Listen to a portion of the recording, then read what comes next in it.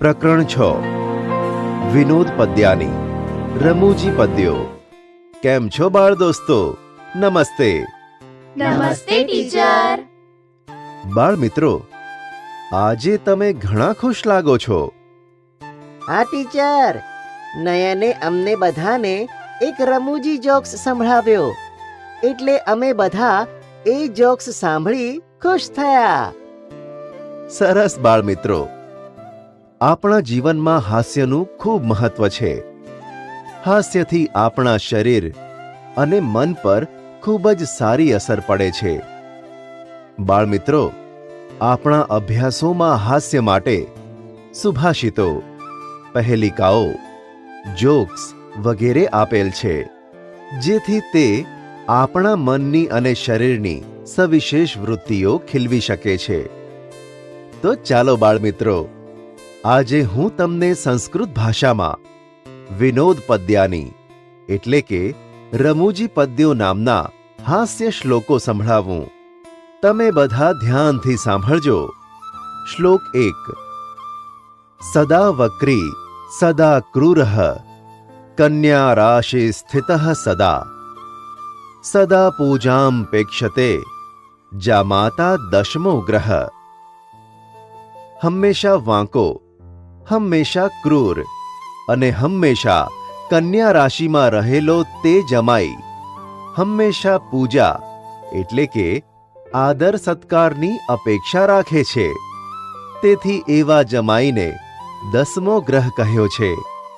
એટલે કે આ શ્લોકમાં કવિએ જ્યોતિષ શાસ્ત્રની આ વાતને સાંકળીને જમાઈને કન્યા રાશિમાં રહેલો એટલે કે કન્યાને પરણેલો દર્શાવીને તેને 10મો ગ્રહ કહ્યો છે. ચાલો હવે આપણે બીજો શ્લોક જોઈએ અને સમજીએ. શ્લોક 2. ટકા ધર્મઃ ટકા કર્મ ટકા હિ પરમ તપઃ યસ્ય હસ્તે ટકા નાસ્તિ હાટકે ટકટકાયતે. પૈસા ધર્મ છે, પૈસા કર્મ છે, પૈસા જ શ્રેષ્ઠ તપ છે. જેના પાસે પૈસા નથી તે બજારમાં ભટક્યા કરે છે. એટલે કે કવિ જણાવે છે કે જેની પાસે પૈસા રૂપિયા હોતા નથી તે વ્યક્તિ બજારમાં જાય તો તેને કોઈ પણ વેપારી પોતાની દુકાનમાં કે બજારમાં ઊભો રહેવા દેતો નથી. તેથી તે આમ તેમ બજારમાં ભટક્યા કરે છે. શ્લોક 3. ઘટમ ભિંધ્યાત પટમ છિંદ્યાત કુર્યાદ્ર્યાસભરોહણમ યેન કેન પ્રકારેણ પ્રસિદ્ધ પુરુષો ભવત. આ શ્લોકમાં કહ્યું છે કે ઘડો ફોડી નાખવો, વસ્ત્ર ફાડી નાખવા, ગધેડા ઉપર સવારી પણ કરવી, આવી કોઈ પણ રીતે પુરુષે પ્રખ્યાત થવું. શ્લોક 4. ઉષ્ટ્રાણામ હિ વિવાહેષુ ગીતમ ગાયંતી ગર્દભાઃ પરસ્પરમ પ્રશંસંતી અહો રૂપમ અહો ધ્વનિઃ. ઊંટોના વિવાહ પ્રસંગોમાં ગધેડાઓ ગીત ગાય છે. તેઓ એકબીજાના વખાણ કરે છે. વાહ, કેવું સરસ રૂપ છે! વાહ, કેવો મધુર અવાજ છે! બાળ મિત્રો, આ શ્લોકમાં કવિએ એકબીજાની પ્રશંસામાં વ્યસ્ત રહેતા પદાધિકારીઓની વાત કરી છે. ગધેડાનો અવાજ ખૂબ જ કર્કશ ભર્યો છે અને ઊંટો દેખાવમાં અત્યંત કદરૂપા છે. છતાં પણ એમના જેવા લોકો એકબીજામાં રહેલા દુર્ગુણોના વખાણ કરતા રહે છે. શ્લોક 5. કન્યા વરયતે રૂપમ માતા વિત્તમ પિતા શ્રુતમ બાંધવાહ કુલમિચ્છન્તિ મિષ્ટાન્ન મિતરે જનાહ. કન્યા રૂપને, માતા ધનને અને પિતા ભણતરને પસંદ કરે છે. સગા વહાલા ઊંચું કુળ અને બીજા લોકો મીઠાઈ એટલે કે સારું ભોજન ઈચ્છે છે. અર્થાત જે કન્યાના લગ્ન થવાના છે તે સુંદરતાને વધારે પસંદ કરે છે.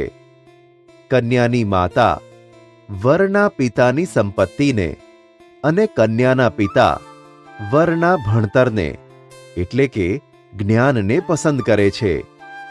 જ્યારે સગા સંબંધીઓ કુળ ખાનદાનીને અને જાનૈયાઓને તો ભોજનમાં જ રસ હોય છે.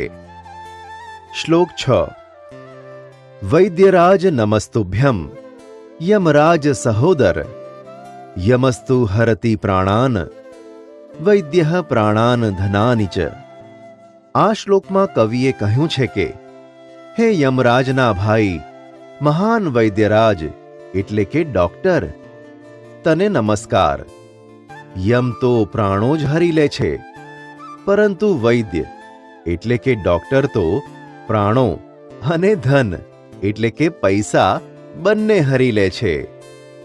બાળ મિત્રો, આ પ્રમાણે કવિએ પહેલા શ્લોકમાં જમાઈને 10મો ગ્રહ ગણાવ્યો છે, જ્યારે બીજા શ્લોકમાં પૈસા જ સર્વસ્વ છે અને તેના વગર સમાજમાં કંઈ કિંમત નથી તેવો ભાવ દર્શાવ્યો છે.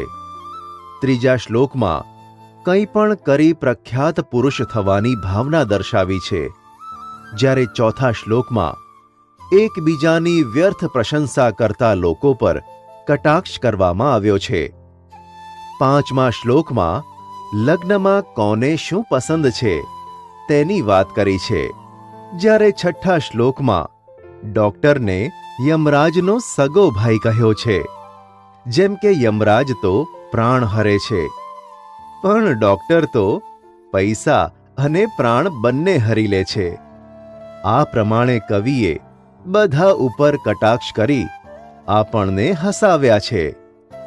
બાળ મિત્રો, મજા આવી ને? હા ટીચર. સરસ. તો બાળ મિત્રો, તમે પણ આ પ્રકારના રમૂજી શ્લોકો લખીને લાવજો અને વર્ગખંડમાં મિત્રોને સંભળાવજો.